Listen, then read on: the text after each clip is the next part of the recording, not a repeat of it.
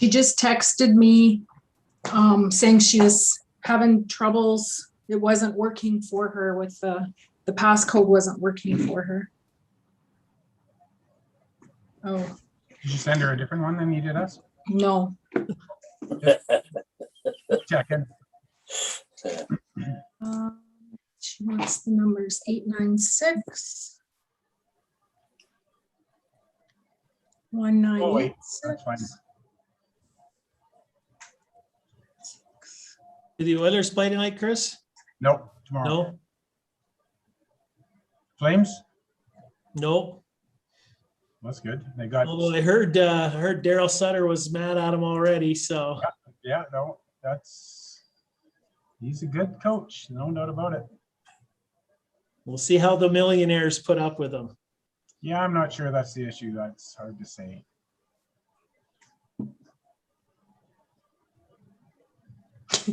Okay, I would think she should be along very shortly. I just gotta, never mind LMAO. We've all experienced that. I think the Yeah. last meeting it was my turn, so.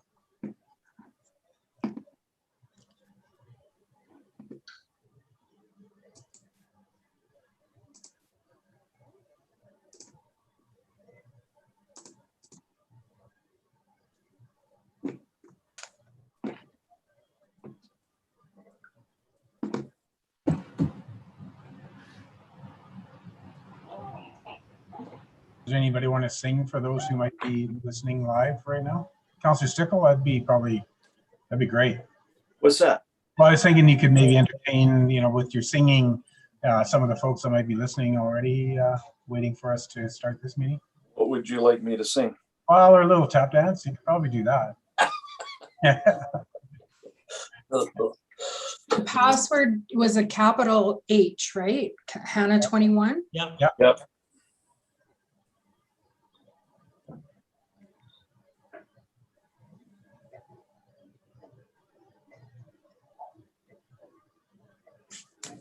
Oh, she's getting.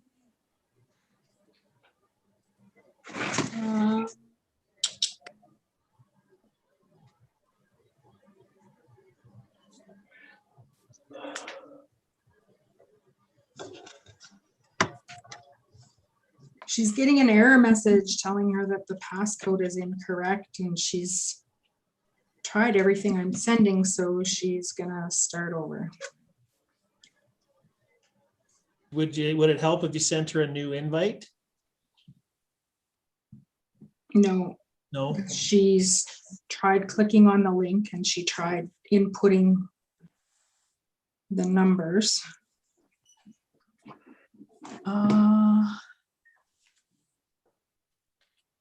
Yeah, we have 3, 6, 9, 12 people. It shouldn't be.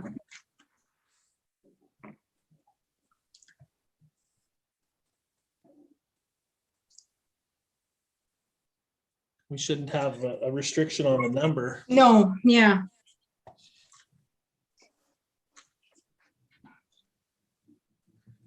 Is she using it in their browser or the actual app?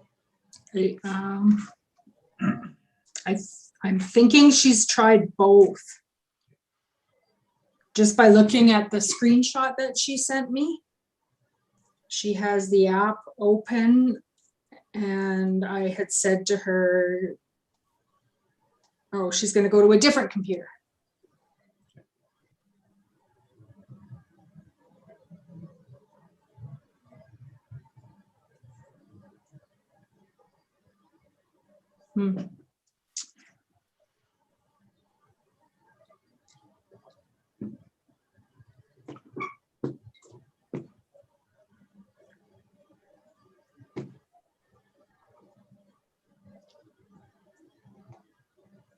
Councilor Stickle, you watching the curling a little bit? Yeah, a little bit. Yeah. Yeah, I was gonna ask. What's that?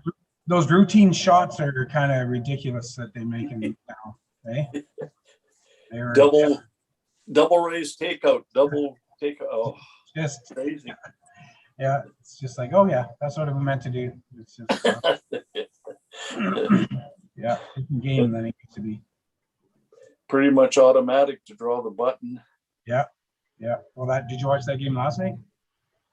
Yeah, Nova Yeah. Scotia skip that Ontario dude. He calls that triple, and they're getting dangerous of running out of time. And he makes that triple that I would never call in my life. And then goes down and draws right on the pin just to Yeah. sneak out of here, man. That's ridiculous. yeah, Crazy. yeah. It is. I was going to ask, is this number 15, meeting number 15 or 14? Well, this is 15, yeah. 15, okay. Regular council meetings, yeah. Regular council.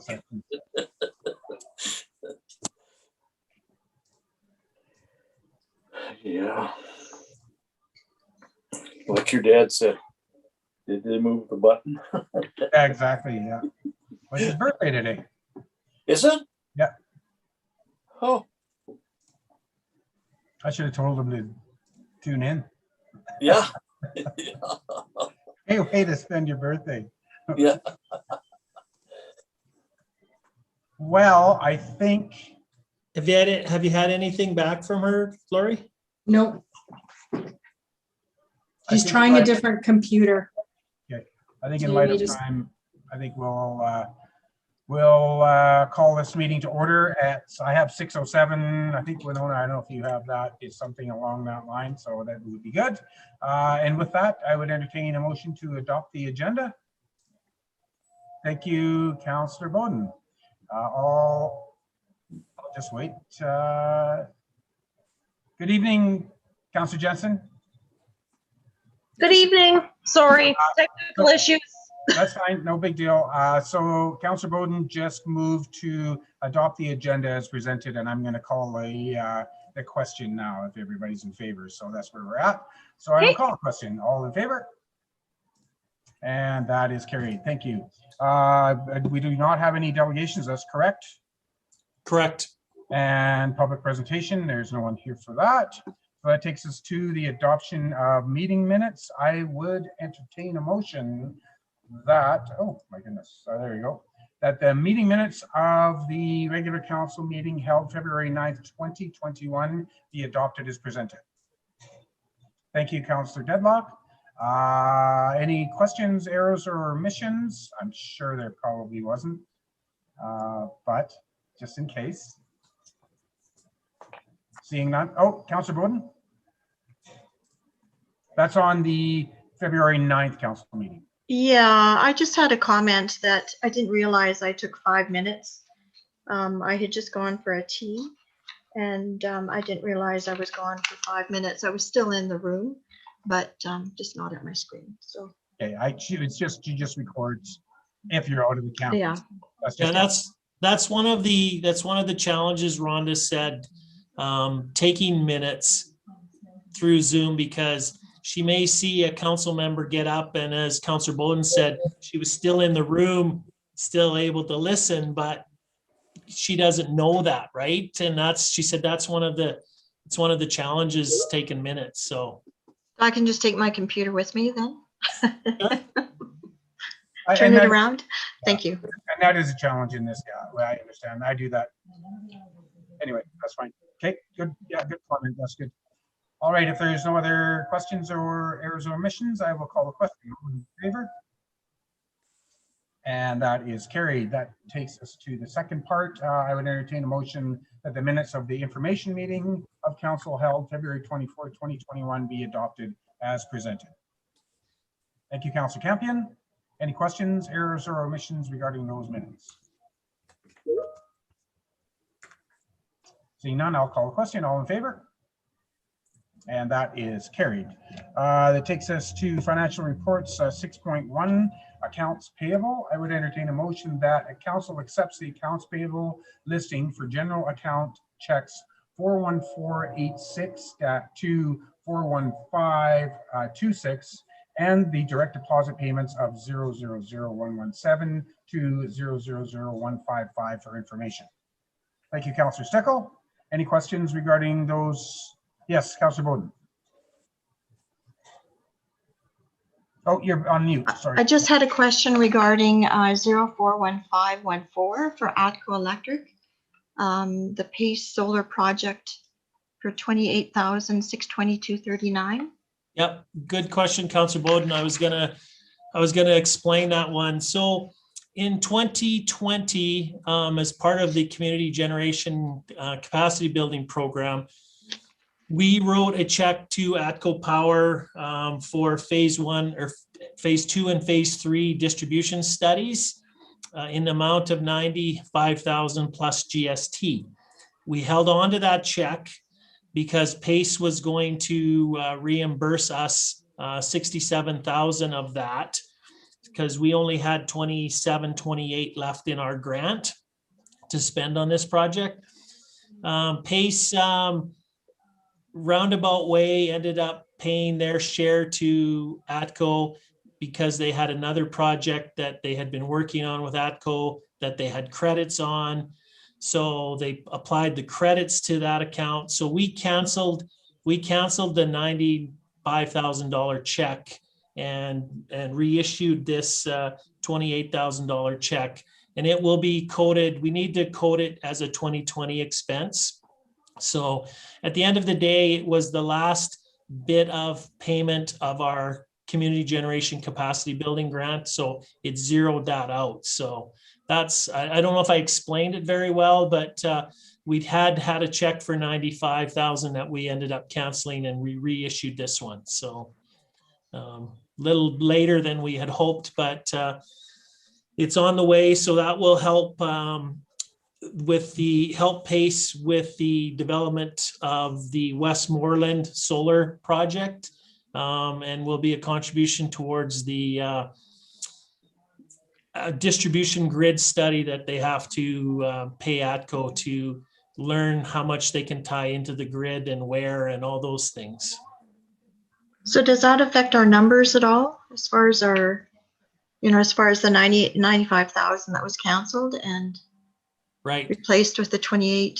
So we were supposed to pay 95 and we were going to get a check for 67 back from PACE. So we ended up canceling the 95 and just paying the 28 difference.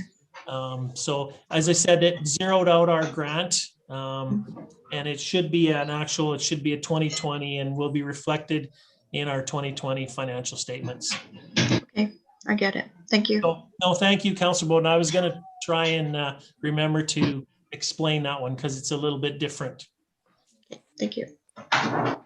Any further questions regarding the accounts payable? Okay, seeing none, I'll call the question. All in favor? And that is carried. That takes us to 6.2, Statement of Revenue and Expenses. I would entertain a motion that council accepts the Statement of Revenue and Expenses report for February 2021 for information. Councillor Olson, thank you. Any questions regarding the Statement of Revenue and Expenses? So there is one clarification, Mr. Mayor, and I'm just trying to find the page. It goes back to the, so it would be page 4. It's the cogen, the community generation capacity. So it shows a credit of 67,000 there. That again goes back to, that was the expense we were expecting to get from a PACE. And when we canceled the check, it showed up here as a revenue here. So that'll have to be journal entry to 2020 as well. Awesome, thank you for that. So seeing there's no other questions, I will call the question. All in favor? And that is carried. That takes us to 6.3, the budget overview. I would entertain a motion that council accepts the budget overview for February 2021 for information. Thank you, Councillor Campion. Any questions regarding the budget overview? Just a clarification again on the first page, community generation, that credit of 67 will be removed. And the other thing, in case you were wondering, under parks, we have a credit of, I'm just trying to find the right page, page 4, under parks, under Pioneer Park, we have revenues of 15,195. That wasn't budgeted for. That was the donation from the Hector King Hunter Park Association. So when we redo the budget in May, we will show that revenue, but we'll probably show an expense transferring that amount into reserves. Good. Thank you for that clarification. Any further questions? All right, I'll call the question. All in favor? That is carried, and that takes care of our financial reports. That takes us to 7.1 Community Services Board meeting minutes. I would entertain a motion that council accepts the Community Services Board meeting minutes for February 15th, 2021 for information. Thank you, Councillor Deadlock.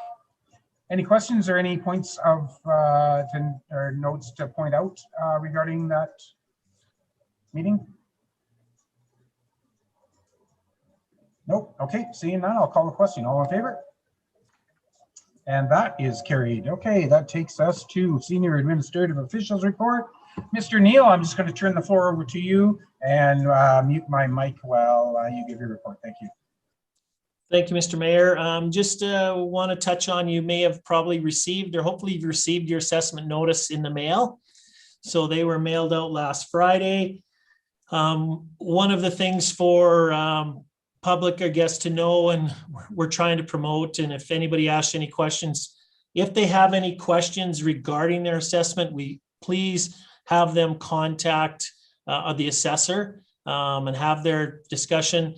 You know, again, still with COVID restrictions, we're not going to be able to have an open house like we have previous to COVID, where Terry will be in town and people can sit and chat with them. But if anybody's asking you about your assessment, they have any concerns about their assessment, please refer them to Terry. Terry's prepared to take any phone calls and explain the assessment and listen to the resident side as to why they think their assessment may be too high, and try and work to an amicable solution, I guess. So just that was that. His information is in the notice that went out. We put it in our March newsletter, and we'll continue to probably promote it on social media as we get closer, because people have 60 days to file their appeal.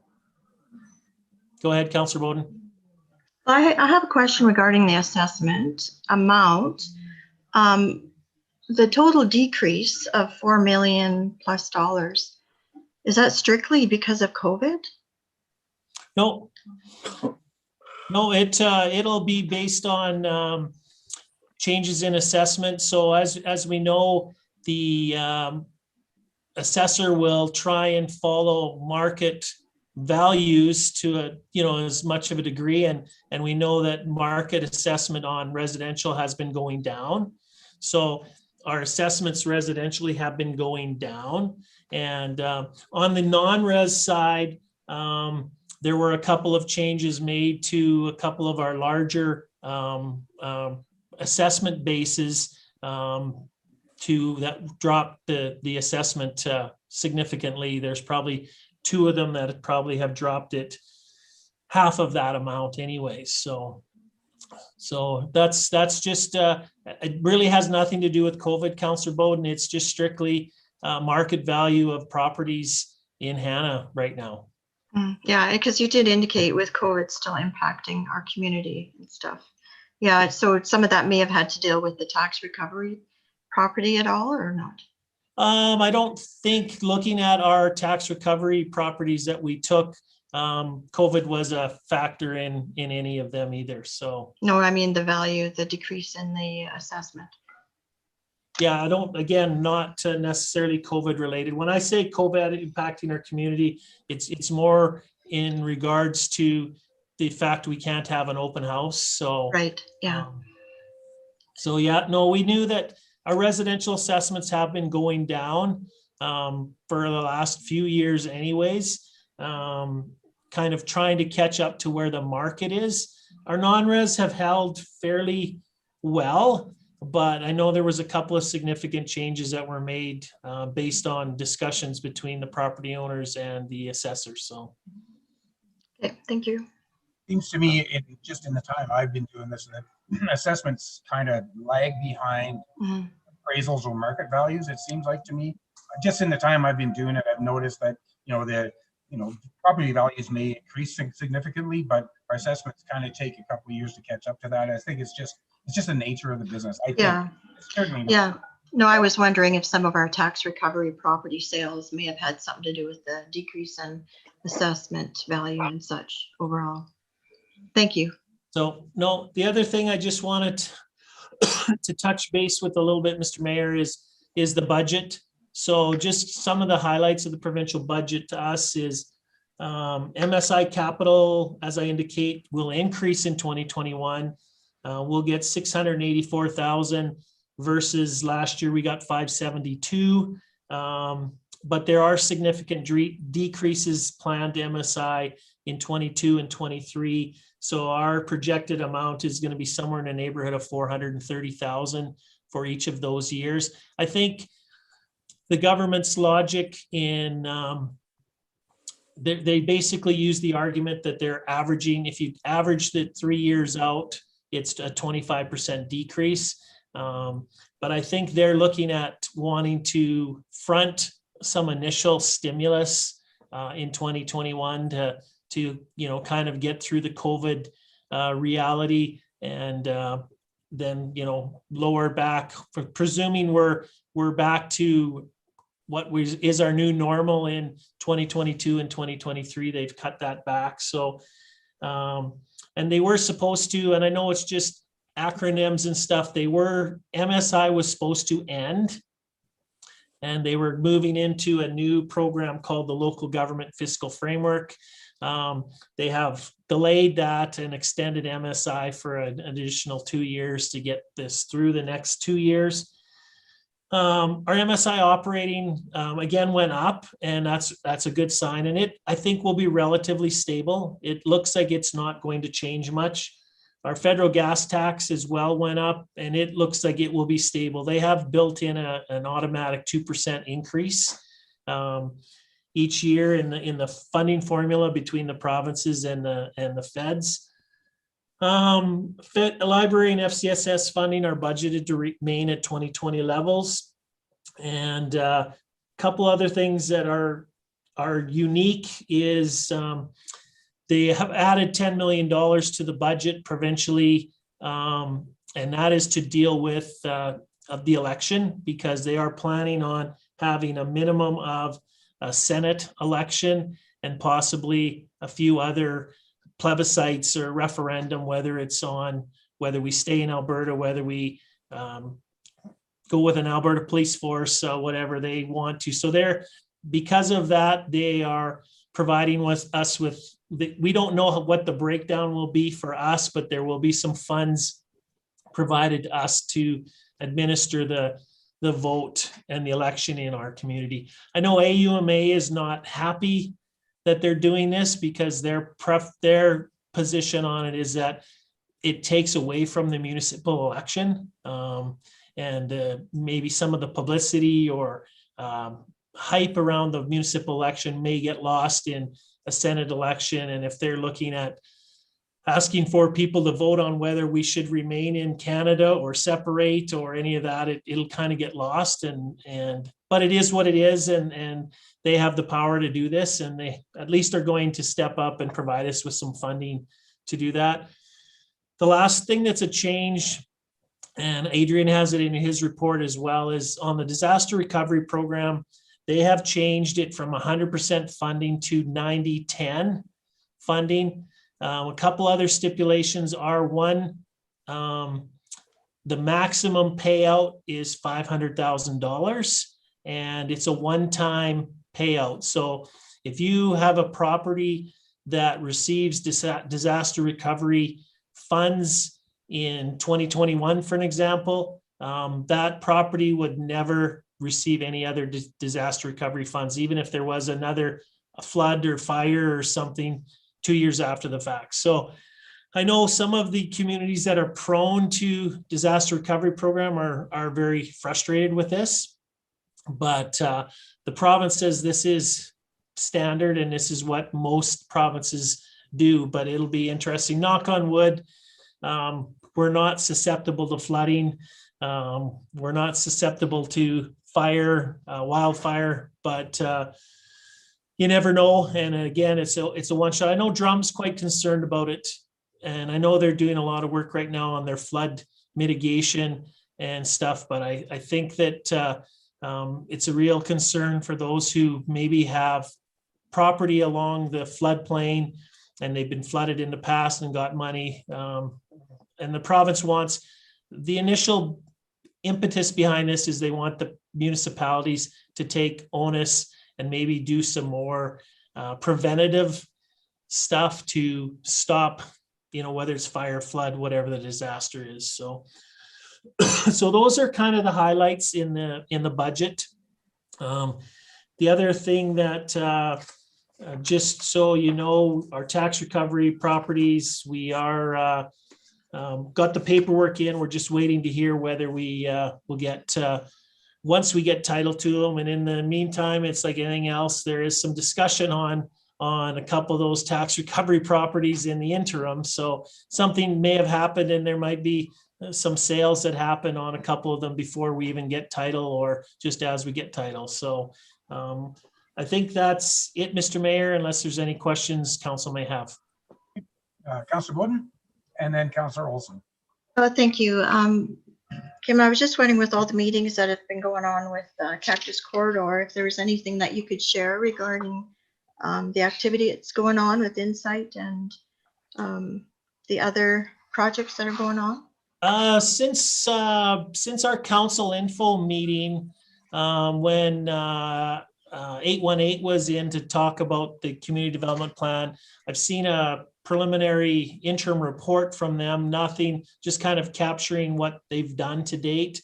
Insight has, who is in charge of the regional marketing plan, have been doing a lot of work, and there's been a lot of meetings there. And I can look to either Mayor Warwick or Councillor Deadlock if there's anything more to add there. But I know that Cactus is looking at some of their preliminary recommendations for branding and stuff like that. I think as early as tomorrow at your AGM, but so there is work happening, Councillor Bowden, in that regard. I just don't know if there's much more information that I can share or can be shared at this point in time until the Cactus board makes a decision on whether they like the new branding or not, or if there's going to be any changes to it. So thank you. I'll just add to that a little bit. We did have a proposal or a presentation from Insight regarding the marketing plan, and then we had recommendations from them. We haven't made any decisions on those yet. We will address some of them tomorrow, I believe, in our AGM, but I don't know if there'll be even a final decision made tomorrow. It's a pretty large project that they're talking about, so in the coming months, I think we'll know a little more. But it's pretty lofty what they're proposing, but I think it's a good plan that they have. So they've done a lot of work. So Councillor Olson, we'll take it to you. Sorry. Thank you, Mayor. Kim, any more conversation with the RV bylaw? Not yet, Councillor Olson. We are planning, our plan is to bring you a report to the council info session on the 31st. So we can talk about pros and cons of changing. It's, nothing's ever easy. And, if we make some changes to it, we've got to be comfortable with those changes and the implications we have. But we do want to bring a report to council on the 31st that kind of outlines what some options can be and what kind of the pros and cons with each one of those options for council to consider and discuss. So we are working towards the council info session on that issue. Okay. Yeah, just as the itch starts coming, as snow begins to disappear, Yes. I figure it'll start becoming a hotter topic. Thank you. You're welcome. Awesome. Thank you. Is there any further questions for Mr. Neal? All right. Thank you for that, Mr. Neal. That takes us to the Director of Business and Communications. Director Armstrong, the floor is yours. I'll mute my mic. Thank you. I don't have anything to add this evening unless anybody has any questions for me. No, good. Nothing Mr. Mayor, my only comment would be that I've been tasking Lori with coming up with a backdrop. So she's been changing Yeah, her backdrop. So if anybody likes one versus another one, feel free to give her a message that you go, I just thought, it would be nice. You're in all these Zoom meetings and you're representing the town of Hannah. Sometimes it would be nice to have something like that. So I like the current one that you have. Actually, it's quite cool. Very well done. All right, is there more? Are you going to keep Nope. scrolling? Sorry. Were you really distracting us? Never mind. I'm just kidding. Good job. Thank you, Director Armstrong. That takes us to the Director of Community Services. Director Snell, I'll turn the floor over to you. Thank you, Mayor Warwick. I only have one addition to my report, and that is to say that the outdoor arena and Croaky Curl have suffered the elements and they are gone for the season. So that's just part of the warm weather. So other than that, our crews are getting ready for spring. I'm happy to report to council that we've got a number of summer staff that are returning back. Again, this summer we'll have a few new faces, but lots of them have indicated that they're coming back. So that's good news. So unless there's any questions on my report, I have nothing further to report. Councillor Olson, then Councillor Bowden. Looks like it's just us two tonight. I just wanted to comment on the Croaky Curl and just the feedback from people and how it was unique and amazing. We only got there once, but happened to line up when there was a competitive team of Jay and Sharon Slemp there. So that was a good battle. And it's every time I went by there several times, there was people there and lineups, people waiting turns. So it was cool. It was a good idea. Thank you. It was really fun for our staff to do too. Lots of work, but really fun. And they're already making plans for improving for next year. The rocks did not stand up quite the way they thought they would. So they've got plans to refurbish or redo the top of the rocks. But thank you. That was it's a very positive thing for our community. Thank you. Councillor Bowden. Yes, Director Snell, I was just wondering, you've indicated that you are looking at or have a draft for trees to be planted this year. I'm just wondering how many and really how necessary it is with the restrictions or the lack of available funds and things of that nature. Is it something that could be postponed? And do we really need it at this time? I don't have the exact number of trees, but some of them are in fact replacement trees for trees that were actually adopted and purchased by residents, and they now have to be replaced because we have an agreement that we will in fact replace those trees if they die within the first 5 years of planting. And then some of those are just the natural loss within our operation, no different than sand or gravel for the roads. It's part of our infrastructure of our community and part of what makes our community look beautiful. So it's just the overall scheme. It's not big dollars. We don't buy the big caliper trees. We buy the smaller ones that take a little longer to come, but it's part of the ongoing efforts of keeping our community long-term. Yeah, I realize that and I appreciate it. And I believe one of those trees is the one of the 9 that were planted along Palliser that was taken out sometime in 2019 that I'm assuming is going to be replaced. Is that correct? We did not do any tree replacements last year because of shortage of staff, as you're aware, Councillor. Right, but as far as one Next was year we removed have in the to. spring? We will be replacing those ones this year, as well as we anticipate there's a couple that more that are damaged. So we're trying to be proactive on those ones. Yeah, and I think there are other ways that we could be probably spending money and looking at holding back and looking on ways to save some money. And just given some other things that we're in discussion with today, later on, that maybe some of the trees could be pushed and delayed in their planting. Anyways, that's my opinion, for what it's worth. So these trees, just for clarification, these trees are in our approved budget for this year, correct? Yes, they are, Mayor Warwick. They are approved. Yeah, but we have approved budgets in the past and have ended up pushing those expenses elsewhere, have we not?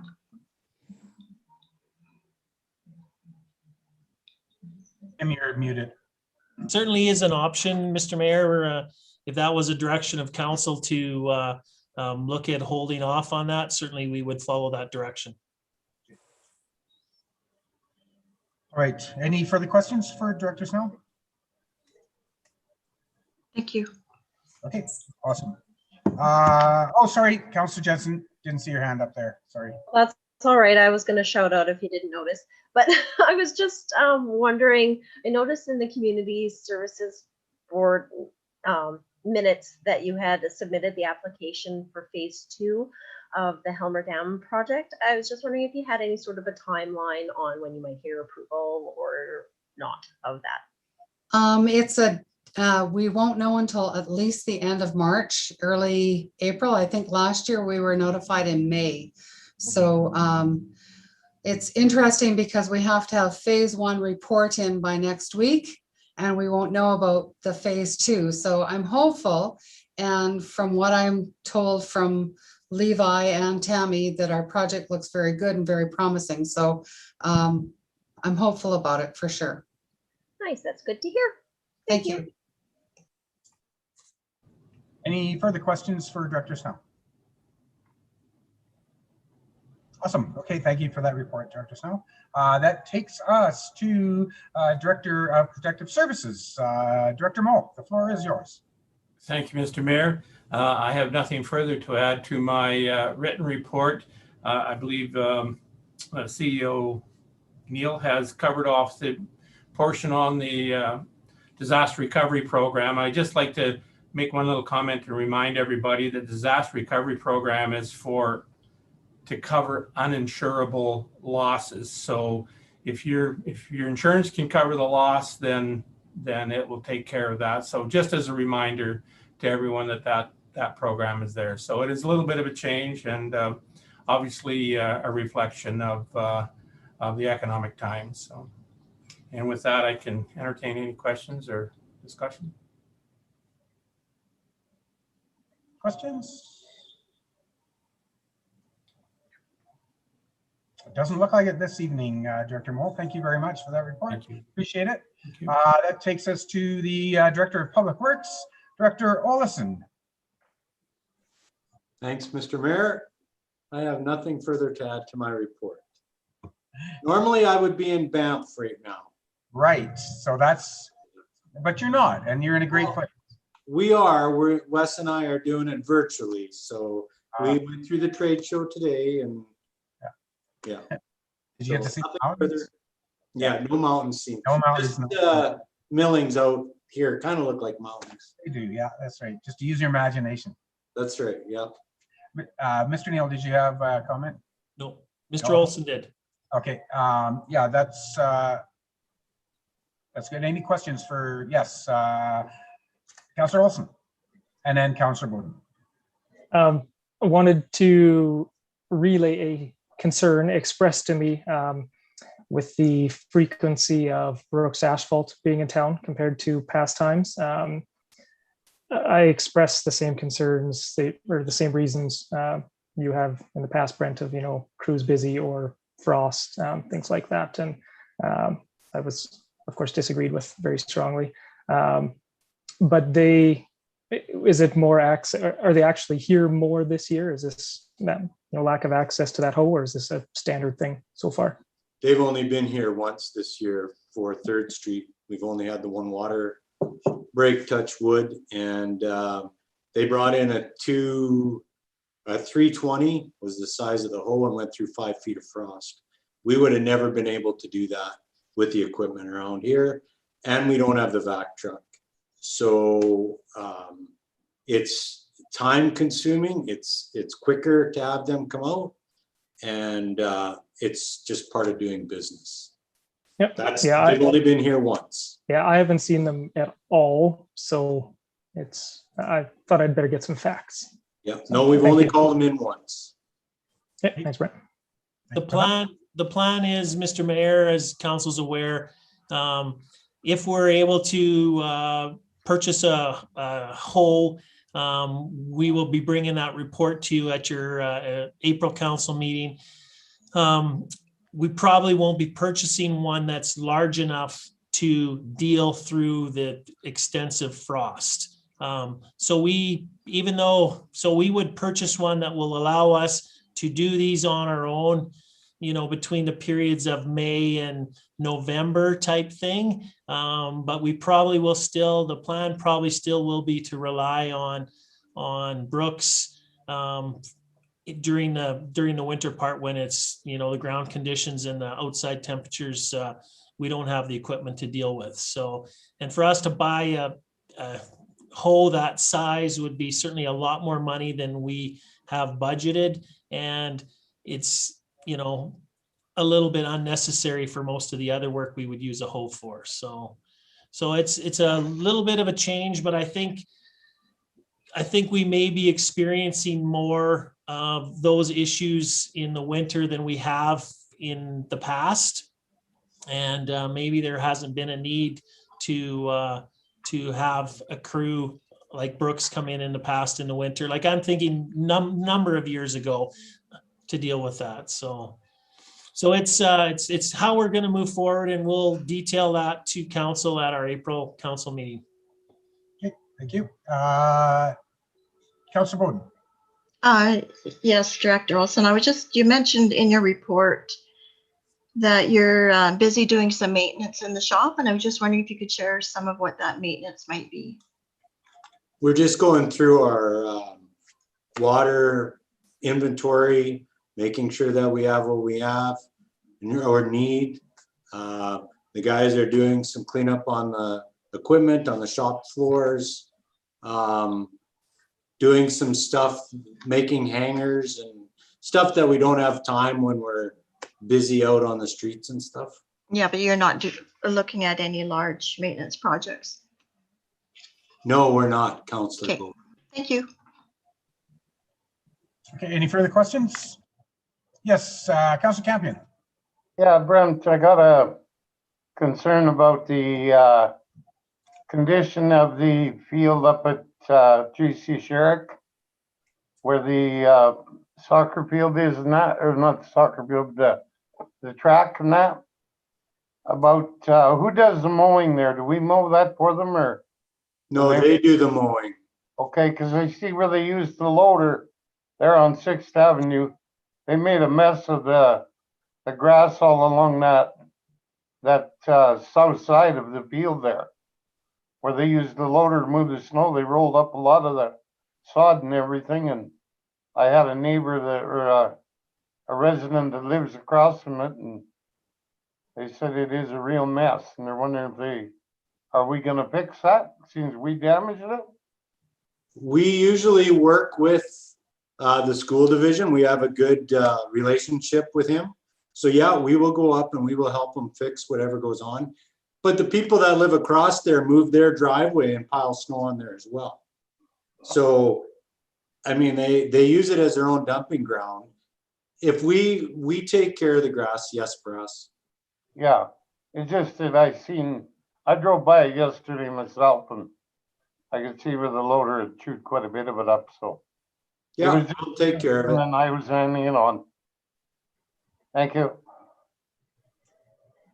Any further questions? Sorry, I was distracted by Laurie's background.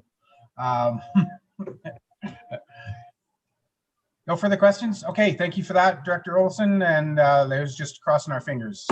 This spring is quiet. Yes, me too. Yes. All right, I would entertain a motion that council accepts the senior administrative officials report 8.01 to 8.05 as presented for information. Thank you, Councillor Stickle. All in favor? And that is carried. That's going to take us to our business items. Our first business item is 9.1, Hannah Municipal Golf Course Association request for loan forgiveness. I would entertain a motion that council forgive the remaining Hannah Municipal Golf Course Association golf course expansion loan amount of $68,000 and direct administration to remove that amount owing from the town or the Hannah Municipal Golf Course Association from the town of Hannah account receivable ledger. Thank you, Councillor Deadlock. All right, we have one. Yes. Well, Mr. Mayor, I won't say much. We've gone through this. Council's had a presentation. We did put that recommendation forward. the end of the day, though, council has other options if they so choose to have to take another option. So they can deny the request. They can forgive a smaller part of the loan. They can change the loan payment terms. I just want you to know, we've put that forward. If council's not, I guess, satisfied with that, certainly there are other options that council can move to. We can take an amendment. Okay, we'll go to Councillor Olson, then Councillor Bowden, then Councillor Campion. Councillor Olson. Thank you, Mayor. I just wanted to make a comment. I'm not going to repeat anything that we've gone over a million times here. We all know the cost of other assets. This one, just to improve on the accessibility and the user group on it, we sat down at the school, and the school is going to do another drive for their golf program and do kind of an extracurricular, and the golf course is giving that for free. The kids, they come out for the school. They got a couple coaches and teachers, and they will not charge green fees for those kids coming out there to use that to work that into their program. Similar idea to, of course, the arena and the swimming pool. So just another thing, a commonality between assets that we have in this town. Okay, thank you, Councillor Olson. Councillor Bowden, and then Councillor Campion. Yeah, I'm kind of a little disappointed with administration recommending the town write off $68,000 when we're possibly looking at increasing the tax rates. I believe, I think we're sending a poor message to our residents and the taxpayers. And the time that, when the loan was done, it was done in good faith that would be paid off and paid back. And I didn't see anywhere in the budget anywhere or in the financials that was ever any indication of having to or making an account for repayment of that loan in the 3 years that we were given. And also that money was removed from other sports availability, from my understanding. And given that if there was a loan that was written in 2006 with an interest rate of about 5% over 10 years, the amount that was waived in interest would have been $177,000. So in essence, basically the town or the golf club was given a grant for $177,000 by going interest free. Now, there is no budget or no quote on what the cost could be for a new shed for their equipment. And I would not support this. Instead, I would suggest that we go spread it over 10 years and allow them another 10 years to pay it off at $6,800 a year. I believe they have the ability to pay that, whether or not they want to, I think is the indication. And, I think we need to be a bit more responsible to our taxpayers. And if we are going to head, maybe we should be looking at trying to save money and instead of trying to save that by reducing the payments to $6,800 a year, I think is more than easy for the golf course to pay. That's my opinion. Okay, Councillor Bowden, I'm going to come back to that. I want to hear what Councillor Campion has to say. I'm going to come back to you. Is that okay? That's fine. Okay, Councillor Campion. Okay, I totally agree with Councillor Bodine on it. It's there are different options on this. We could do a 10-year thing or go with straight $5,000 a year until it's paid off. I don't believe with what Councillor Olson said about the high school thing. That has nothing to do with this loan. That can happen whether this loan gets paid for or it doesn't get paid for.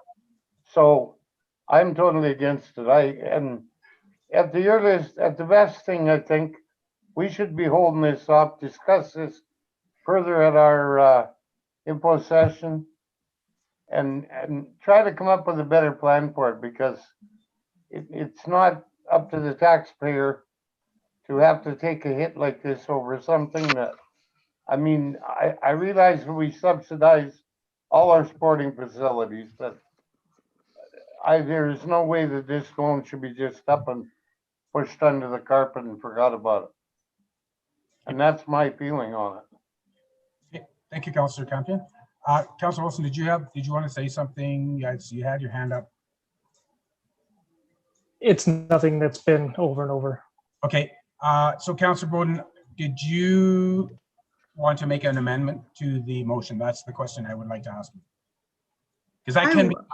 I would be interested in making an amendment that instead of waiving the fees, that we in good faith allow them another 10 years, which is already they're 4 years beyond what was initially given. Allow them an additional 10 years to pay it off, and a minimum of $6,800 has to be paid a year.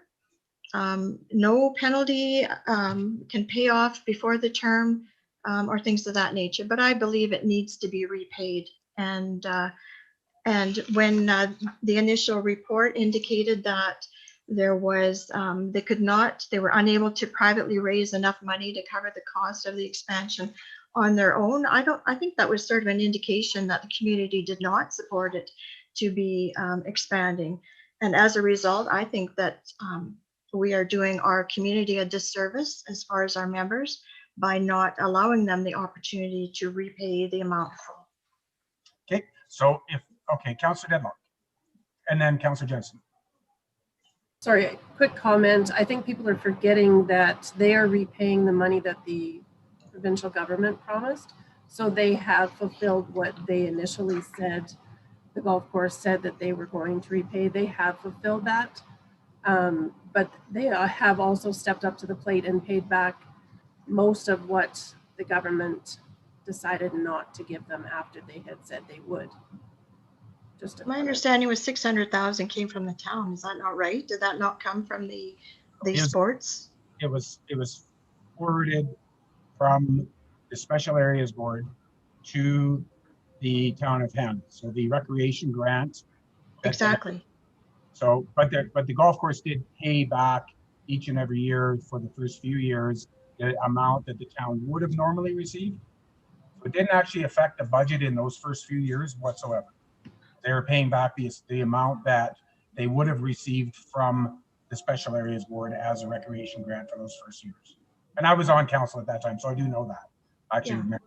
So, but then as it got along, of course, it got a little harder and harder to pay it. It just we were shorted because the golf course was shorted that extra funding. So I'll just leave it at that. So, Mr. Mayor, just a comment. So the 566, as you said, was part of our recreation advance, and that basically goes against operating costs of our recreation facilities. So the town did. It didn't. To the best of my knowledge, it wouldn't have necessarily affected any of the minor sports groups at that time from not being able to participate or use our facilities or do any of those things. It just basically shorted the town $56,000 a year, of which you said the golf course covered that $56,000 payment for most of the first number of years. And it was just towards the end when they didn't. But as I've indicated in the report, that 566 is all reimbursed in terms of the town's use. And we were getting that after the 10 years anyways, we were getting that money back. The only other comment I would make to address one of Councillor Bowden's questions is there is no indication from council through our budget process that we're increasing our tax revenue in 2021. Our tax rates may change, but that's because of assessment decreasing. At the end of the day, our budget is to bring in the same amount of tax revenue in 2021 as we did in 2020. Hey, thank you. Councillor Jensen, you had a comment or question? Yeah, I was just wondering with regards to the motion that if there are members of council who are in favor of the current motion to change it, how we might, I guess, take the numbers on that vote, because I, for one, am in favor of the recommended motion. I feel that we do subsidize a lot of other user groups. They have paid back a vast majority of the loan that was granted. And for the asset that the golf course is to the community, I feel that a one-time loan forgiveness is in order in these times, and I'm totally in favor of it. I would hope that it wouldn't be a reoccurring thing, but granted, if the municipality ran the golf course, we would be up against a lot more fiscal responsibility than we are now. So, Mr. Mayor, just for I guess, process purposes, Councillor Bowden has made an amendment.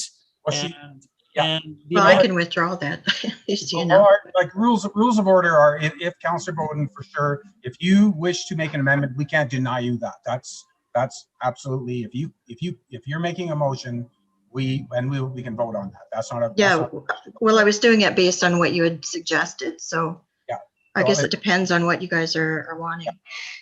If you wanted to make an amendment, that's 100% your right as a councillor. And I would like to have the vote recorded, Okay. please. That's fair enough. So the amendment, and I know Councillor Bowden said a lot in her, but the gist of the amendment would be that the golf course request for loan forgiveness be denied, and that the town enter into an agreement with the golf course to provide the remaining $68,000 over a 10-year period at $6,800 a year with no interest charged, is kind of the parameters, I believe, Councillor Bowden? Yes. And I think if we don't, I think we are looking at more and more people coming in and asking for gifts. And maybe we should be looking at cutting back on subsidizing other sports groups. Councillor Campion, I saw you had your hand up a little bit earlier. Did you want to comment? Well, just that I support the motion that, with the amendment to it. Okay. And you got to remember too, a lot of this, because that was our sporting loans for many years. And there's been things done in those 10 years, like relining the pool, the maintenance work on the ice plant and all that. It came out of budget money. Because it wasn't available in that sporting, because the sporting money was gone. It was tied up in that golf course thing. So it has affected the budgets over the years with the different things. I know maybe the swimming pool liner thing, I forget what it cost and that, but I mean, it's still maintenance. It was that money, that's why he was giving it to us from the special areas, was to help maintain that kind of stuff. And I believe that rather than just going to one place, like dropping that up, you got to remember that these guys got all the equipment, a lot of equipment supplied for them for special areas. They got the land, which was given to the town for housing projects and everything, that West Land and everything. I mean, they've given enough. I just cannot see writing this loan off, and that's all to it. Okay, so we have a motion on the floor, an amended motion by Councillor Bowden that reads that the forgiveness of the loan be denied and the Hanna Municipal Golf Course Association pay back the $68,000 with zero interest for the amount of $6,800 a year over 10 years. That is the motion, correct? Councillor Bowden, I'm looking to you. Okay, yeah. Okay, so that is the motion. I will call the question. All in favor? Opposed? Okay, So just, that's, you wanted that vote recorded? Is that correct? Yes, I did. Yes. So you're, well, no, you So got, I am in favor of that motion. okay, and opposed? And that motion is defeated. And so we- our votes were recorded, were they? Yes, they were. Yes. Yep. Thank And you. so we still have the original motion that council forgive the loan, and I will call that question now. just All- before you, sorry, Okay. Mr. Mayor, before you call it, just for, austerity's yeah, sake, does anybody want a recorded vote on it? Yes. Okay. Winona, I'm just looking to you. You're okay, good, okay. Okay, so we will call the question, all in favor of forgiving the, oh, Councillor Campion, did you have a question? Yeah, I want the recorded. Yeah. You want it Okay. on the motion? Yeah, Winona has that. Okay, so all in favor of the forgiveness of the loan? Opposed? You've got that, Winona? You good? And that motion is carried. Thanks, folks. All right, that takes us to 9.2 CN Reservoir fish stocking. I would entertain a motion that council authorize the mayor to provide a letter to Alberta Fish and Wildlife indicating the town of Hannah's interest in the CN Reservoir fish stocking project and consideration as another fishing amenity in the region. Thank you, Councillor Olson. We talked about this a little bit. That was our, yeah. Any questions, comments? Councillor Campion. Yeah, I want to know, I see in here this was done through the Roundhouse Society. I want to know the interest in this. Is this for a reason? Like, what is the reason that the Roundhouse is interested in doing this? Is this to, so you can host some more fishing derbies, Sandra, or what is the deal here? Well, basically what we were doing is just to, because we're a nonprofit, we could apply for a fishing license for the event and pay for the fishing license for everybody, and nobody had to pay. So it's just, we have nothing to gain from it.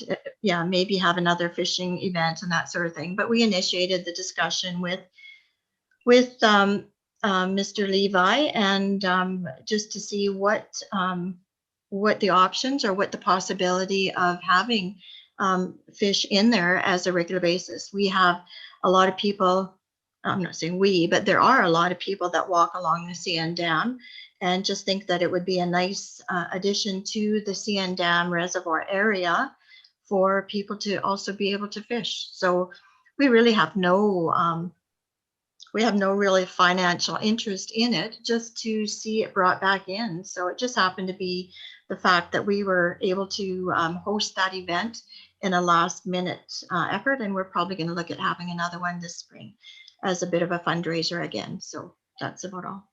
And we're helping, and we're helping with getting some people together to help gather some of the information. Councillor Campion? Well, I'm well in favor of putting the fish in here, but I'm thinking if the government's gonna go the expense of putting them in there, let's leave them in there and let them get established in the thing. If the main purpose of it is putting this in here, so they can be a fundraising thing for the Roundhouse, and Oh, that's not it at all. well, That's not it at all. The idea What it is looks to bring like. people to our community. I think that the motion is simply to provide a letter to Alberta Fish and Wildlife, and I don't know, because I know the Helmer Dam still gets stocked every year. Is that correct, Director Snell? So, and is that, I guess, just for my clarity and for anybody who's even listening, so what, like, they just do it, right? We don't, how does that happen? Yes, Mr. Mayor, the Helmer Dam Reservoir has been identified by fisheries as a good location to stock with trout. They do it every year at no cost to the town. In the past, the town did make the decision to put some larger stock in, and we purchased those. Those were, I believe, $3,000 a year. But in the past 4 years, we haven't done that. And there is fish there, and they're still finding them, as the report indicated last year. So I guess writing this letter, the hope would be that it would carry on to be a similar kind of a program, or they'd stock it every year. That's the hope. Okay. Councillor Bowden. Yes, just to add to Councillor Campion's concerns, we own the property adjacent to the CN reservoir along with another resident, and it was more of an awareness thing. If it gets to be stocked, then we're not involved in it at all. People can fish at will or whatever. we've got nothing to do with it. It was more for an awareness thing that there is this body of water here that is a fishing body and things of that nature. We're not going to tie our names to it. And yeah, it's just more awareness. And that's what we're looking at having for this year again, is an awareness thing. So. Okay. And that could be the only other issue with stocking that is the fact that it's all private land around it, but that's cross that bridge. Well, I think that has to be an arrangement through the landowner to access as well as through our property. So they have to access our property to get to it as well on the west side. Okay, well, here's to hoping to go back to our childhood, eh, Russ? Having fish in there from a long time ago. All right. Well, I'm totally in favor of writing a letter and that, but I guess when it comes time to, if anybody tries to run a derby, that's when I'll put the protest forward, so. But I am Not totally loud, in it's just favor for, of- All right. good all right. heavens. Enough. All right. I'm going to call a question. All in favor? And that is carried. All right. That takes us to 903, National 3-Digit Suicide Prevention Hotline. Yes, this is written by a government agency, isn't it? Yes. Yes. Thank you very much. Yes. I would entertain a motion. Whereas the federal government has passed a motion to adopt 988, a national 3-digit suicide and crisis hotline.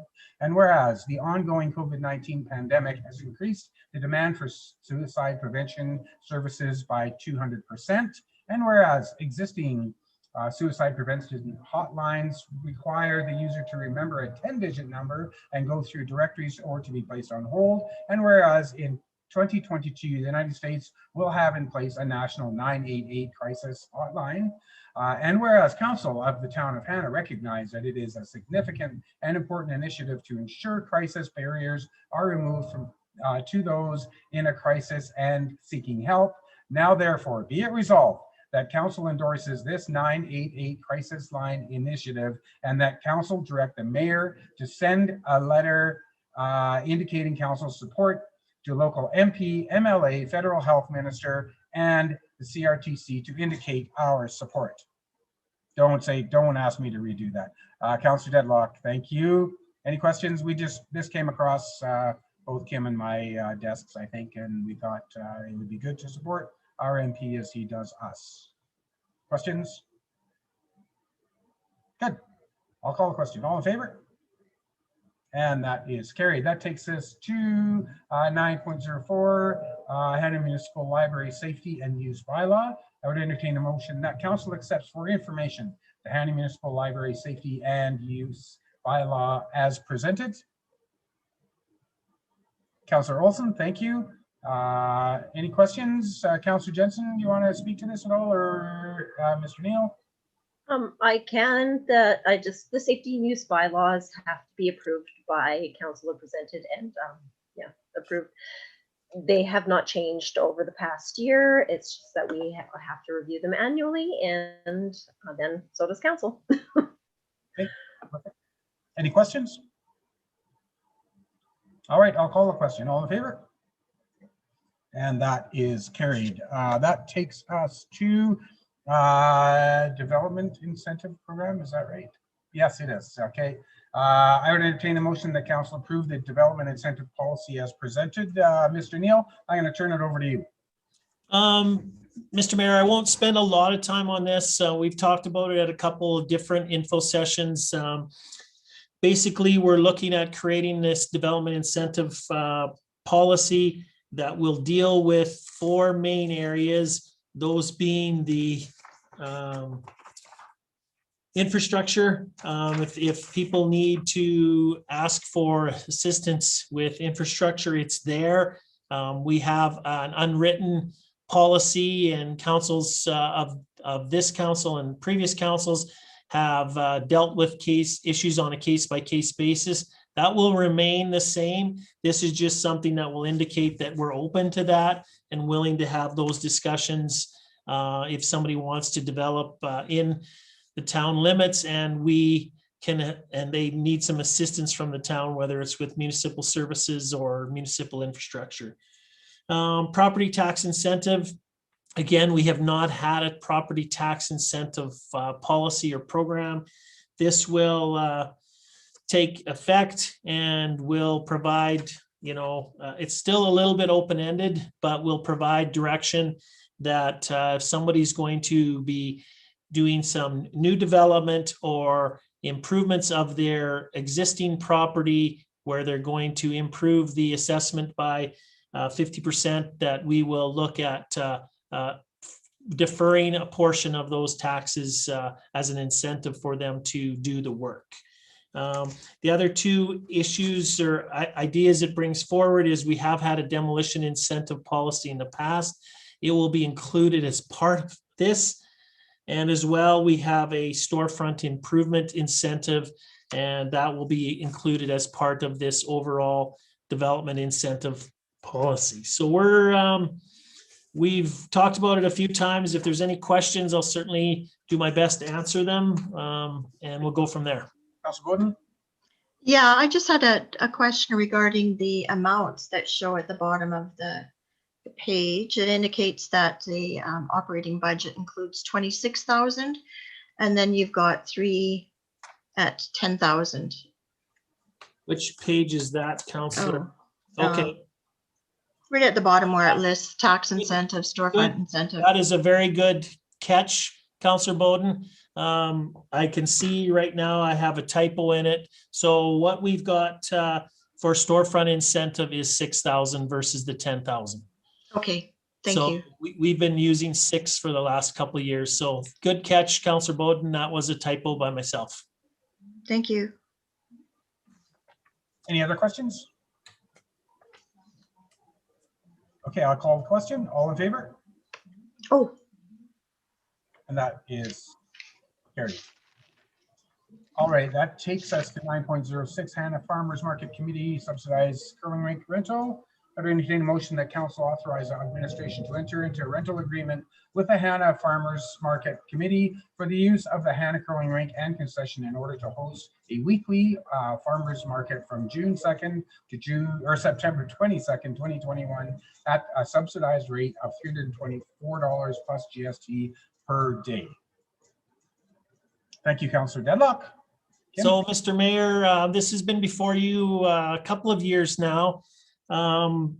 As you're aware, in the request from the Farmers Market Committee was they were hoping that we would provide the same subsidy as 2020 or less.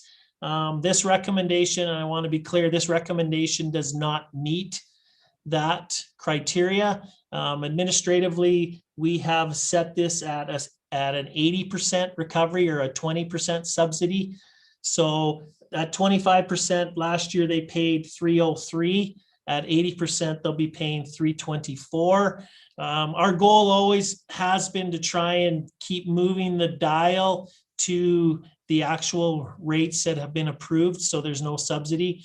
And looking at, it's an additional $21 a day. I'm hoping that the market can handle that increase.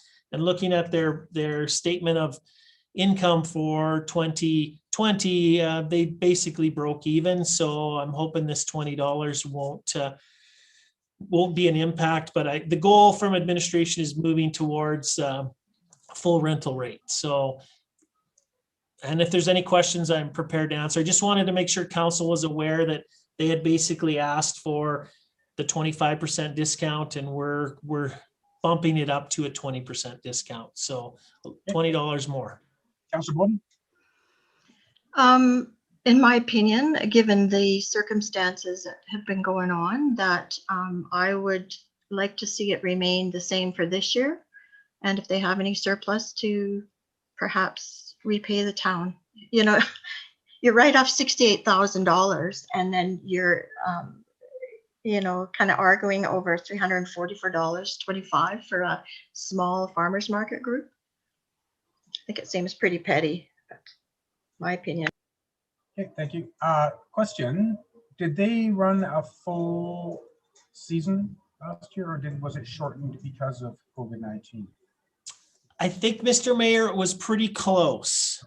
I don't know if it was I think it quite was shortened. the full, but it was pretty close. Okay. We charged them a little bit less last year, just from the fact that This rate has the concession included.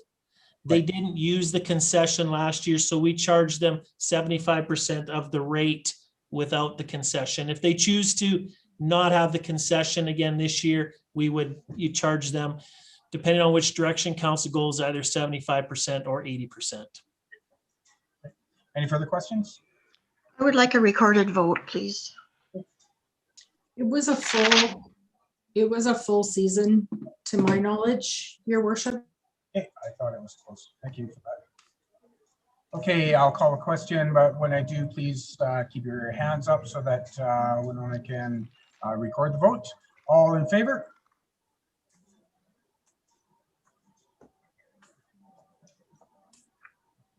Okay, opposed?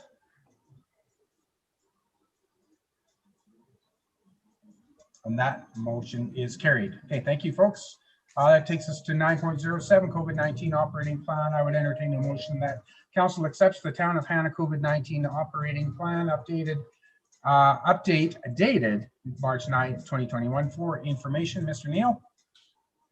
Mr. Mayor, unfortunately, there was some changes made yesterday to it, but don't really have an impact on the town of Hannah operation. I know they've increased retail from 15 to 25, and they've increased basically post-secondary sports teams access to practice, as well as on the cultural side, having singing performances and those types of plays, practices are now allowed, but really does not have an impact on any of our facilities.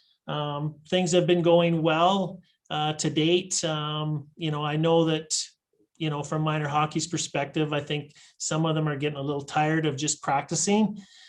But we've committed to them that we're going to keep the ice in till March 26th, and figure skating can then do a full length of lessons, and they're using it. I think some of them are very happy to be out there. I don't know. Councillor Olson probably knows a little bit inside information, but I believe dance is going well. And I know that Kitty's Corner has always been operating in Centennial Place. Fitness has been slow, and walking track has been slow, but there has been some bookings for both since we opened that up, and the opportunity is there. So not really much to add, Mr. Mayor. I guess probably we're looking, as far as I know, we're still looking for March 22nd. So just under 2 weeks away, where there could be potentially some more restrictions lessened. And at that point in time, we'll certainly see what that brings to us and where we can expand as we move forward. We certainly are making plans to be up and operating our facilities as per a normal year in 2021 with the pool, Epic Adventure, hopefully minor ball and minor soccer, and those groups can get permission to be out and move forward. And I guess we'll find that out as we move along, but hopefully we'll keep our eye on March 22nd, and maybe there'll be some more restrictions that we can relax. The one thing you didn't mention was that single case. I think we talked about that earlier today, you and I. I don't know if everybody knows, if they watched on the map, we had this single case that had been on our map for the last 2 months or whatever it is, and that has been removed now. We're at 0 cases in Special Areas 2, just for those who are wondering about that. So that's good news. We'll just have to try to keep that up. All right, so no questions regarding COVID-19 protocols, nothing. That's good. I've heard enough about COVID-19 to do me for the rest of my life. All right, all in favor? Mr. Mayor, I don't know if you had anybody make the motion. Oh, didn't I? Yes, I did. Winona? Oh, didn't I? Oh, I'm sorry. I think Councillor Jensen tried to, but we moved too quick. Councillor Jensen, I did have my hand up. let's go with that then. I'm sorry. Yes, Councillor Jensen, you made that motion. Thank you for that. All right, now I'll call the question. All in favor? And that is carried. Sorry about that. I got excited. All right, 9.08 Hannah Library Board appointment. I would entertain a motion that council approves the appointment of Peggy Sauter as a member of the Hannah Municipal Library Board for a term ending October 31st, 2023. Thank you, Councillor Deadlock. I don't know if there's anything I really have to add. There's Pretty vacancies. self-explanatory, but I don't know if Councillor Jensen wants to speak to it. No. Oh, I was just gonna say that we did discuss it at our library board meeting last night, and the board did move to approve her appointment. Good. Excellent. Awesome. Okay, that's good. Then I'll call a question. All in favor? And that is carried. We don't have any bylaw amendments or new bylaws for tonight. So that takes us to council roundtable reports. I will go on my screen and we'll start with Councillor Jensen, followed by Councillor Stickle.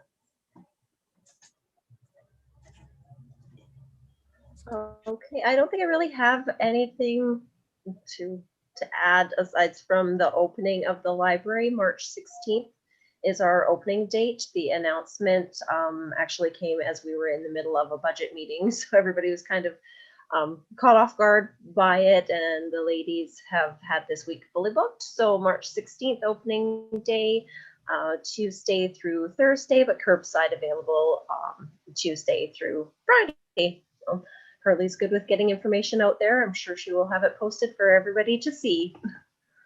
Excellent. Any questions for Councillor Jensen? Okay, thank you for that. That takes us to Councillor Stickle, followed by Councillor Olson. Councillor Stickle. Okay, at Acadia, at the lodge on March the 3rd, the COVID shots were offered to the residents. All but 4 took their shots, and only 1 had a bit of a sore arm the following morning. So we have no date yet for when the staff is going to be offered the shots. We don't know, no word has come on when that's going to happen. Palliser, getting busy. We're looking probably at hiring a senior planner. We have a meeting on Friday, so we'll be discussing that, and we'll go from there. Other than that, that's about it. Okay, thank you for that. Is there any questions for Councillor Stickle? Okay, thank you for that. That takes us to Councillor Olson, followed by Councillor Deadlock. Councillor Olson. Thank you, Mr. Mayor. A couple things I wanted to touch on. One, I believe I had, as a line in mind, the alarming stat at the Learning Center board meeting when we've lost 6 community members in overdoses was a really humbling stat. I mean, it's nowhere near in your face as masks and all this other stuff, but I mean, in our small community, these aren't transient people. These are community members. It's not somebody passing through. There were people there that had been to the Learning Center several times. They're using the services, and I mean, they're dying from overdoses. The following couple days later, I was at a first aid course, sat beside a member of the Special Areas Fire Department. In the past 6 months, he has performed CPR on 4 people due to opioid overdoses. Some grim stats, I guess. I mean, that's what actually scares me, and I think a lot of people I hang out with, not that using it, however, just that's people are ignoring what's actually happening to people due to throwing a mask on, and that'll cure everybody. I can avoid a rant there. Update on the spray park today was down at Western Financial. They have used their donation group called Western Communities Foundation. They have chosen the spray park for theirs. They hit their target numbers. They're awarded money through our branch. They chose $5,000 to the Hannah Spray Park. Received that check today. So we're still, our budget included 2 more fundraising events that we couldn't have to finish our landscaping. So we're still going to keep going on that. There's certainly ways that we can try. We've reached out to more groups, and in the peak of COVID, people were not willing to donate much. Of course, now as things are coming out, there's more conversations coming that way. So we're still going to keep going on it and doing what we can. Construction of the inside of that building is going. Gwen will have way more information than me. But yeah, that's about all I need to touch on. Excellent. Councillor Bowden, you have a question? Thank you, Councillor Olson, for updating us on that tragic suicide numbers and such. I was also wondering if there is anything that you might be able to share regarding the learning center's rent situation with changes yes. as far as the provincial board or the provincial building? Yes, thank you. So that was an NGU, non-government unit. So everybody in the provincial building that isn't a real GOA entity. So the Learning Center was always sponsored by Alberta Education. They have been forever. They have spent a ton of money in that building of their own money while not paying rent, of course, because they were sponsored by Alberta Ed. The budget included billing these people for cost recovery, some of these entities. The fast and loose numbers they've thrown out is $50,000 to $60,000 a year in rent, which is crazy. So, I mean, there's options. There's not a whole lot of property to rent, but that's a big chunk of money. So they were going to implement it in April of 2021. However, since they couldn't get everything together, it's not 2021. It might be April again, 2022, but it has been pushed off, but it's still happening. So there's meetings to try to get more appropriate numbers or something, or it's just a matter of having to find somewhere else to be if it's going to be wild numbers like that. There's going to be a lot of groups like that. All these community adult learnings are now going to be worse, and they don't have a lot of the funding and stuff the Learning Center currently does. So Are there that'll be a any struggle for a lot of groups. options? I'm sorry, are there any options to purchase? To purchase the whole building? Like, are they, I guess well, would be I don't it. know, like, that's the crazy part. well, it's just they don't wow. give you any other options. You know, that building is not full. And so as far as the empty space, yeah, like yeah, it's just ridiculous. Yeah, I totally agree. And we had that thought. I guess their other choice is to have more of an empty building. I mean, if they can reduce it to something more appropriate and get something, or say, no, this is what you get. And what a hassle to move. I mean, everything's going to be out of that building except for the paint, because that's all Learning Center stuff. Yeah, no kidding. So, Councillor Olson, have you guys, obviously, the Learning Center will want to be having some discussions with our MLA on that front on this issue. Have you been able to hold those yet, or? It was between this report and this meeting that DeRay got feedback, and she does have meetings already with government officials. I don't know if MLA MPs are involved in that. I guess the MPs, but there's, I believe Nate would be in the loop. He's very responsive from people, from entities. He's just really good that way. So he'll be involved in those conversations, as well as whatever ministers are there too. DeRay's reached out to. The other thing, Councillor Olson, if as you move through this negotiation with the province, if there's anything we can do as the town, letters to government people, etc. We're certainly more than willing to help you in any regard get through this dilemma. How many empty offices do you got? We don't quite have that, but certainly I think we're willing to advocate and lobby on your behalf. And I agree wholeheartedly. I don't know if I know the province is trying to find money where they can to deal with their fiscal situation. But at the end of the day, when you look at it on a case-by-case basis, we know there isn't a demand for office space in Hannah. So they're going to be stuck with a bunch of empty offices that, they're not going to get any revenue from if you do move. So it serves a good purpose. And I'm hoping that, smarter minds will prevail, and they'll be able to come to something that will work for you guys. And if we can help, let us know. I know the mayor would be more than willing to advocate on your behalf. So I believe thank you. I'll certainly relay that info. And that building Thank you, under Alberta Infrastructure, who is also our municipal affairs minister. So, certainly a letter to both departments, I think would go a long ways. And I think we should.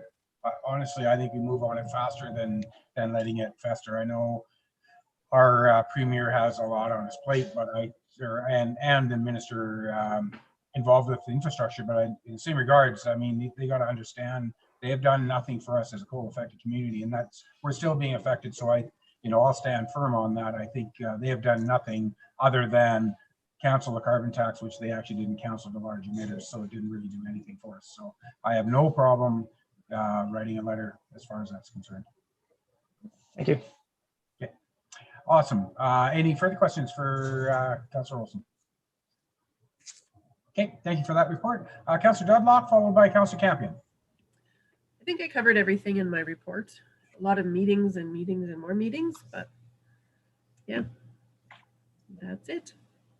Okay, questions for Councillor Dudlock?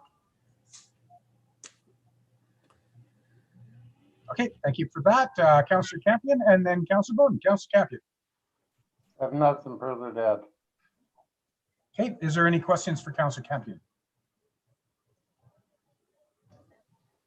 Okay, thank you for that. Councillor Bowden.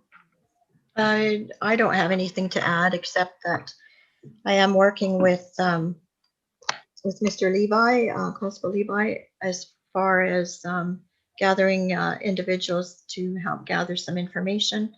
And if it had not been to hold the event that we did on a whim, then this would not be moving forward. So the Hannah Roundhouse Society was just a means of being able to make the license free for everybody, because we're a nonprofit and we have no intention of ticking anybody off. So I have nothing else to say. Okay, any questions for Councillor Bowden? Just a comment, Mr. Mayor, and it's not, I know this isn't the Hannah Roundhouse meeting, this is a Hannah Council meeting, but I did want council to know that the Roundhouse Society has achieved assembly occupancy status for the Great Hall at the Roundhouse. So been approved by building codes, been approved by fire codes. And so they will be able to, when COVID relaxes, they will be able to host events in the Great Hall and have met all their obligations legally and liability wise. So I think that's good news for our community. If we can bring more people into our community, we're all going to benefit. So Thank you, Kim. Yes, it's been a long haul, and 150 is what we can hold without having to get further permission. So we hope to be bringing more people to our community. Thank you. Okay, thanks. All right. As for mine, yeah, there was a few more meetings. Mayor. Yeah. Sorry. Oh, sorry, Councillor Olson. Sorry, I didn't see that. I'm sorry, don't mean to take over Sandra's thing. It's just a comment that I forgot, but when she commented about that they were able to get that, so congratulations, that's cool. But just shameless plug for Hannah Learning Center and the amazing race on May 1st. I just wanted to drop that. There's going to be a big event. I know the Roundhouse was hoping to get involved in that. But yeah, save the date. Details will come out after May 1st, and you can run all over town, drive all over town. It'll be kind of a half day event. Yeah, Tammy did ask, and we have agreed to participate and offer our facility. Thank you. Okay, awesome, thanks. For me, things kind of ramped up a little bit. A few more meetings, and I think a lot of these meetings are to set up more meetings, so that's not overly encouraging. But Cactus Quarter is moving a lot on some of the projects that they're doing, and we'll keep you updated on that as they roll along. I do just want to acknowledge, though, that we do have a new deputy mayor, and that's Councillor Olson. So congratulations or condolences, whichever you wish to accept. I'll try to be kind to you as I have everybody else. So if there's any questions for me, I'll take them at this time. Awesome, you guys are the best. So with that, I would entertain a motion that council accepts roundtables or council roundtable for information. Thank you, Councilor Stickle. All in favor? That's carried. And as usual, we just go through all the correspondence items at the end. If anybody wants to speak to any of them, then we will go from there. So we have 12.01, Consulate General of Japan in Calgary, a farewell letter. 12.02, Hannah Municipal Library, thank you, 2020 annual report. 12.03 is kind of basically a summary of the President Summit that we took place, or that we participated in with AUMA regarding the policing advisory board. 12.03 Westlock County AER Directive 67 concerns. 12.05 Budget 2021 letter to elected officials from our Minister of Municipal Affairs. 12.06 Municipality of Crow's Nest Pass, President Summit on policing, some more concerns regarding that. 12.07 is the Han RCMP provincial crime gauge for January and February. 12.08 Han RCMP detachment letter. 12.09 Province of Alberta info sheet disaster recovery program changes, as Kim and Adrian had alluded to. Councillor Bowden. Just the number, please. Yeah, Yes, I'm referring to 12.6, the letter that Crow's Nest Pass has written, not in support of going from RCMP to a provincial policing service. And I'm just wondering, had we as a council ever discussed that, whether we agree going from RCMP to one or the other? And if are we going to discuss it, or are we in favor or not? Well, I think it's something that the provincial government is kicking around. I don't know how many legs it has, how much weight it has behind it. I don't know what the possibilities really actually are. I don't know, Kim, do you have any more insight into that? Because I don't, it's not something that's definitely going to happen. I think that might be something that's going to be on our election form this fall, possibly, potentially. Kim, I don't know. I think, Mr. Mayor, the only thing I would add is I do believe that it is maybe, I was surprised. I think Crow's Nest Pass is a little premature. Certainly AUMA has done their President's Summit and talked about it. But the province has retained KPMG to do a $2 million study on whether they should or whether they shouldn't move forward with this. And I think we need to wait. My recommendation would be that we wait till the study is complete and we have all of the information. And if council wishes to take a position following that, then we certainly would. Certainly, I think the preliminary information provided through AUMA doesn't make it sound very attractive to having an Alberta police force. Costs would go up significantly to have an Alberta police force. The only, I guess, carrot there is, I think if you have an Alberta police force, you may have a little bit more control provincially and even locally in terms of what they're working on and how they're moving forward. But with that control comes significant cost. So I think we have to continue to follow the process and see what the information pertains.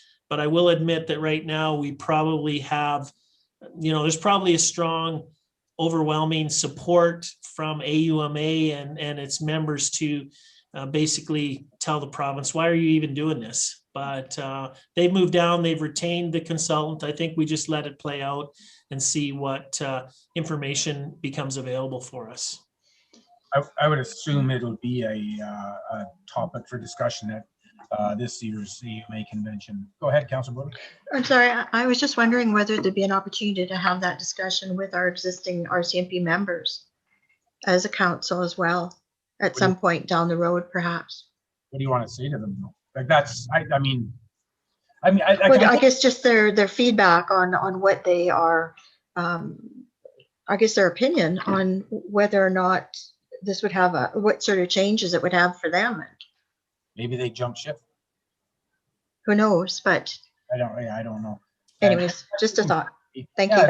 Keep an thumb on it and see what. And I agree with Kim. I think they're a little premature because that policing report just came out and they just had the President's Summit. So, a good point. That's a really good point. Thank you for that. All right. So I would enter. Any other questions or? Nope. Okay. So I'd entertain a motion that council accepts correspondence items 12.01 to 12.09 for information. Thank you, Councillor Jensen. All in favor? And that is carried. Before we go to closed session, is everybody okay? Does anybody need a break? No? Okay, we're good. All right, then I would entertain a motion that council move into closed session at 7:40 PM to discuss the following agenda items. 13.1 land matter as per FOIP section 17, 13.2 a land matter as per FOIP section 16, 13.3 land matter as per FOIP section 16. Thank you, Councillor Dedlock. All in favor?